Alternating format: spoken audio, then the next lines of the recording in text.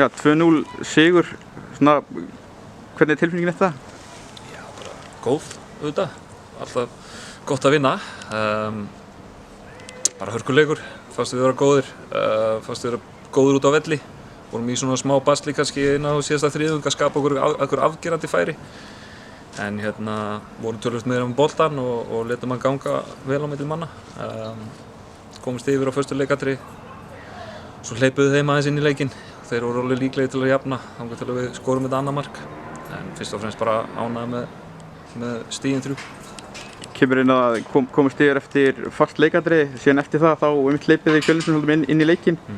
Voru eitthvað smekir að þeir gætu mögulega breyka hratt á okkur og náðu okkur? Já, ég meina, við vitum alveg að þeirra styrkleika líka kannski fyrst og fremst í að sækja hratt og við vissum það svo sem alveg fyrir leikinn, en og við mér fannst bara að vera passífir, sjálfum okkur vestir í stöðunni 1-0, duttum svolítið niður og svolítið hræddið við að halda í boltann og hræddið við að gera mistök. Það er svolítið skein í gegn hjá okkur, allt í einu vorum við farin að verja eitthvað í staðinn fyrir að keyra bara á það eins og við höfum gert. En Aron bjargaði okkur einu sinni vel og við stóðum bara okkar plikt í vörn. Það þarf líka að grænda svona út, það kom alltaf moment í leikjum þar sem maður þarf að standa vaktina og liðið setja þrýsting á mann, þá þarf maður að standa sterkur og við gerðum það.